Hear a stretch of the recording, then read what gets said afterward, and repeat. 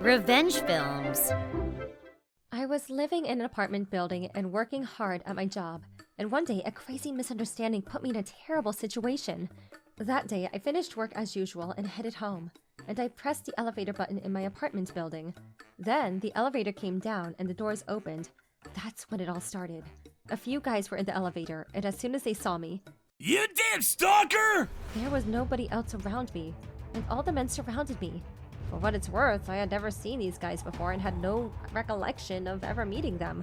Then, all of a sudden, I was tackled to the ground, and just as I thought that this was some bad joke, they started punching me with full strength multiple times to the face.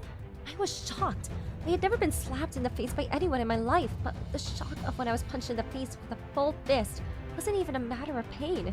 It was like a cartoon where everything in front of me was flashing and spinning. For a while, I laid on the ground and wasn't able to get up. By the time I came to, my mouth was full of the taste of blood that I had never tasted before, and I felt a chill underneath my nose and realized that my nose was bleeding. I couldn't wrap my head around what was happening to me at all, and I was full of fear and confusion. I had no idea what was going on or how the situation happened, but in my broken state, I was shoved to the police. Then, for the first time, the guy spoke up.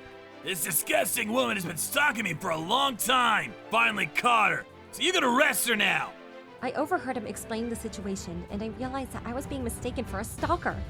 No, this is crazy. I haven't been stalking anyone. This must be some kind of misunderstanding, I said as tears streamed down my face.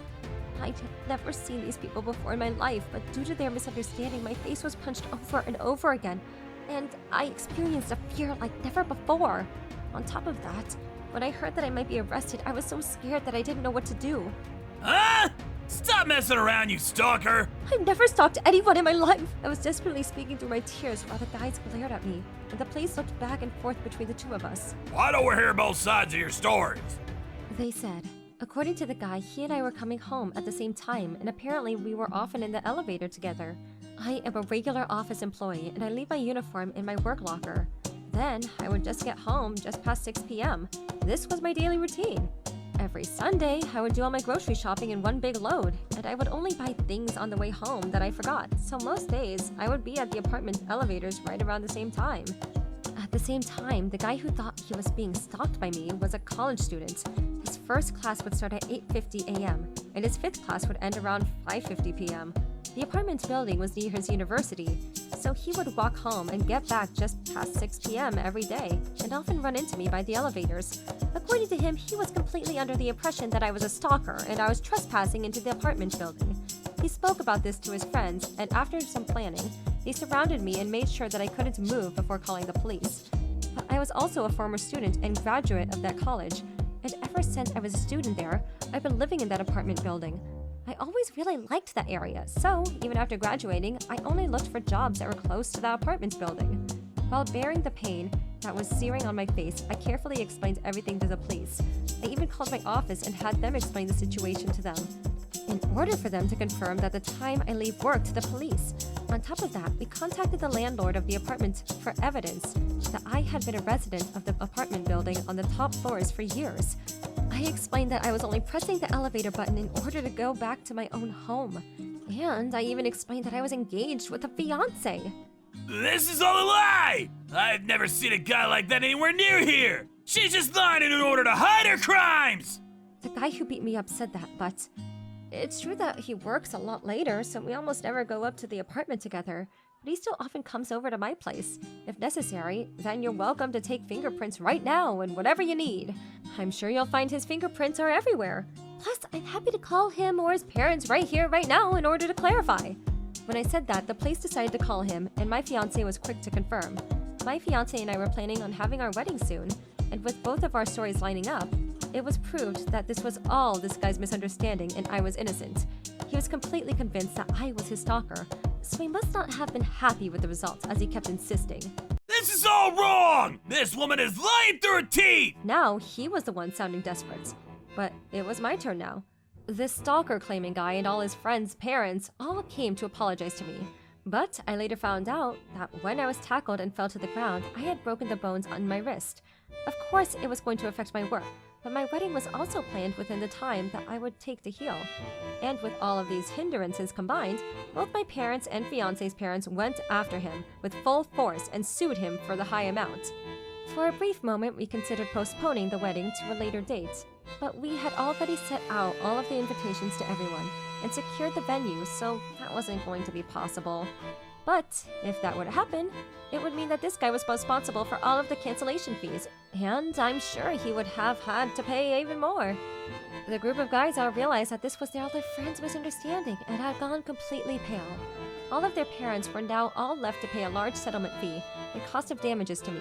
On top of that, with my wrist being broken, I wasn't able to go to work for 1 month, so that was added in an additional cost of damages. More than anybody, my fiancé was furious, and even though the guy was still in college and a minor, after seeing my battered and bruised face, he showed no mercy going after him.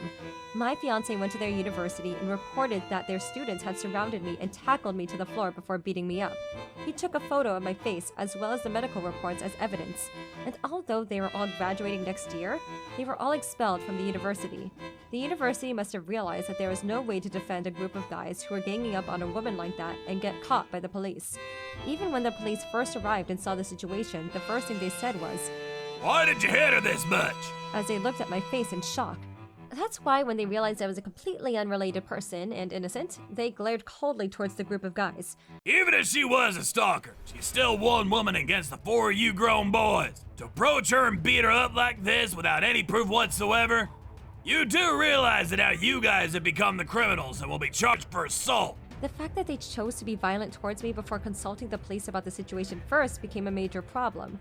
The 3 guys' friends tried to say, "He told us that he was being stalked, so we just came here to help him. But he's the one that planned and did everything." and they were trying to claim their innocence, but there were 4 of them and 1 of me, and not one person thought it was wrong to beat me up without any evidence. They may be college students, but they were adults, and I was disappointed that they couldn't tell the fundamental wrong from right. In the end, in addition for being expelled from university, I heard that the guys and their families all fled the town. That's because it became quite the news around the town and everybody found out about it. Apparently, the residents from a nearby apartment had all heard the commotion and took a video of the whole thing. At the time, the resident also thought that I was a stalker, but after finding out that I was a completely innocent person, she explained everything carefully as she posted it on social media, and the mass media jumped onto it. My name wasn't revealed, but anybody in that town would be able to recognize the apartment from the video. And especially since I had my wedding coming up, a lot of people came to ask me about my wrist injury and about the incident, and I was happy to tell them. It didn't really take long for everybody to hear about it. I don't know whose mother it was, but apparently the police had showed her the photo of my face and what her son had done to me, and she came crying to my door. I am truly sorry about this. Truly. How can I apologize enough? She was down on her knees and sobbing. Well, after getting punched in the face with a full fist by a grown man, of course my face would swell up and change color too. It didn't take us long for my wrist to heal, but for a while, the swelling in my face wouldn't go down. And both my parents and my fiance's parents were worried about the wedding and crying for my sake. The university the boys were attending was a pretty good university with a national reputation and a promise for a good future. But of course, they lost everything. Luckily for them, they weren't sent to prison, but they now had a criminal record, and I can only imagine that they'll face some difficulties in the future. I don't have any sympathy for them, though. As for my wedding, of course, I invited my colleagues as well as my bosses, and they were all planning on attending. So everyone at work also found out about this incident, and it became a big deal. They were sincerely worried whether I'd be able to have a wedding. That's why one of my colleagues and bosses contacted me. You don't need to worry about work. Just leave it all to us. Take it easy and take care of yourself. Your well-being is the most important. Thanks to their kindness, I was able to fully focus on my recovery. As a result, my wrist healed a lot faster than expected, and I was able to wear my wedding dress without worrying about a cast. After getting married, I moved out of the apartment that the incident happened in, but to this day, I think back to that terrifying experience. How was today's video? If you enjoyed it, please subscribe, like, and leave a comment. Stay tuned for more.